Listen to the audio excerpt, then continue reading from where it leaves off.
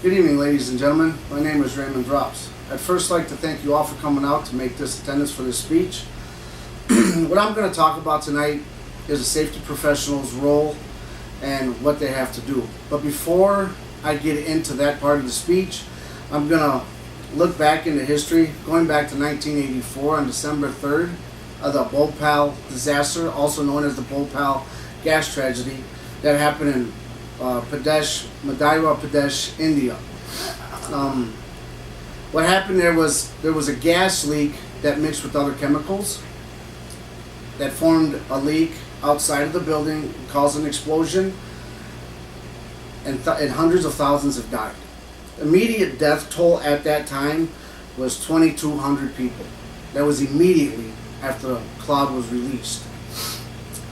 Further down the line, in 2006, a government affidavit released, and a total of 11,000 had died, and 558,000 were actually injured from this gas release. To go a little further on this disaster, the Bhopal disaster is a direct correlation of what would happen if you didn't have a safety professional on site. The health and safety professionals have a mantra that is stated: no harm to anyone, any environment, anywhere, at any time, at all time.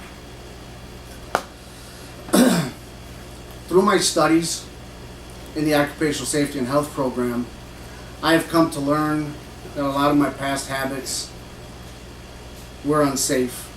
I have looked back and seen things that I have done in the area of trying to meet a deadline to where I have foregone safety. I have also seen areas that may have needed attention within the safety field and absolutely did not bring it to anybody's attention. I'd like to go into what was found in the aftermath of that Bhopal disaster in a safety-related area. Okay, in the aftermath, what they found that led up or caused, or what led up to the disaster, was actually management deficiencies, lack of skilled operations, reduction in safety management, inadequate emergency action planning, and insufficient maintenance. Now I'm going to show where a safety professional, had they been on site, or had they had a perfect safety plan or a proper safety plan and had training for their employees in effect, how this disaster could have been avoided. A safety professional is supposed to anticipate, identify, and evaluate hazards. They need to develop methods in which they can either abate the hazard before an accident happens, or when a new process hits the floor, they have to be able to look through the process to make sure all hazards are covered. In other words, do a risk analysis. They do this by looking at past data. If they have a process that has created a hazard or has an injury, they look at past data, or if they have a process, they look at new resources to get this.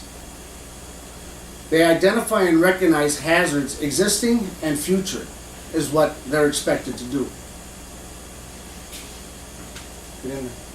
That's what they're expected to do. They do this by looking through software, products, facilities, process operations, and procedures. They also need to develop hazard controls, methods and procedures and programs. Had the Bhopal disaster had a procedure for the mixing of the chemicals, this could have been avoided. Had they had the proper training for their employees, which are the methods and procedures and programs for the employees to follow, everybody would have had the knowledge of what to do.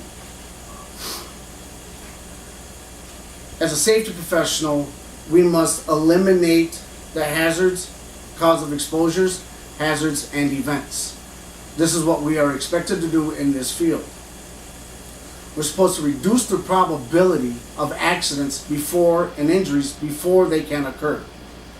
Sometimes we can't, and it takes an accident to bring to light a new procedure.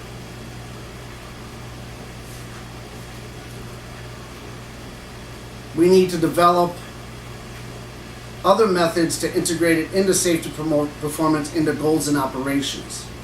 Productivity and organizational management have to be a part of this so they know what's going on, and we have to sell them this program so they can get on board and follow what we're doing. We have to implement, administer, and advise others of hazard controls and programs.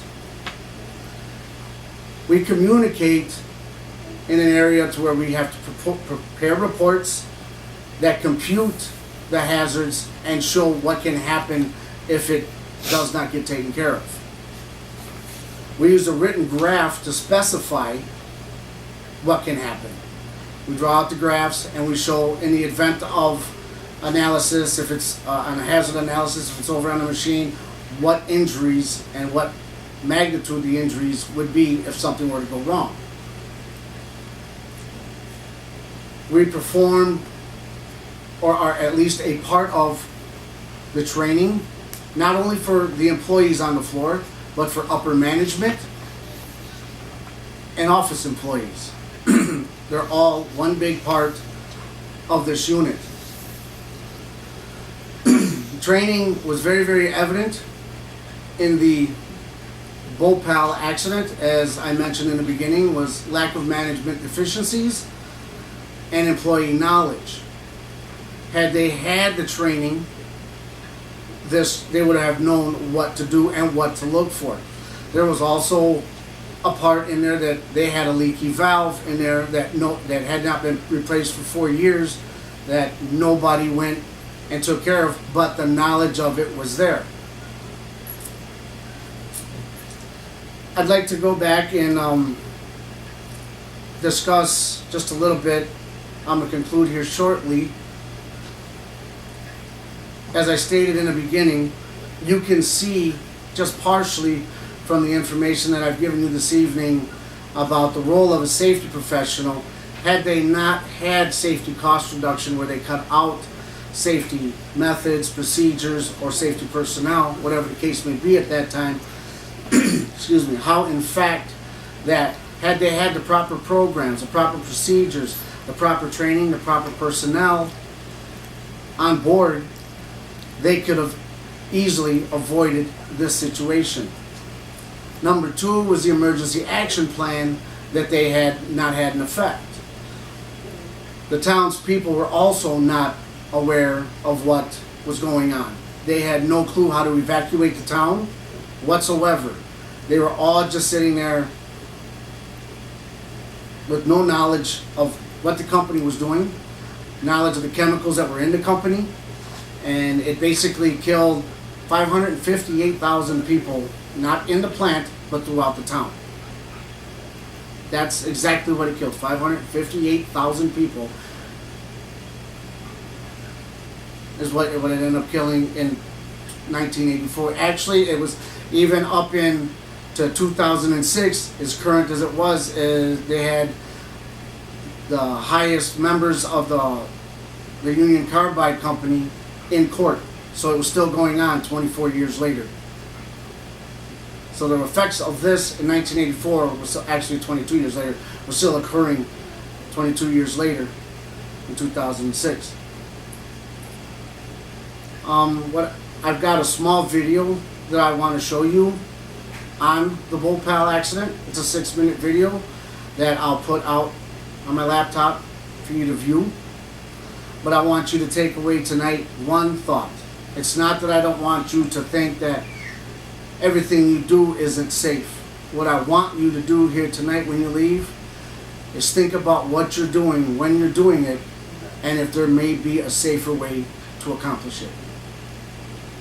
That's all I want to ask. And with that, I'll conclude.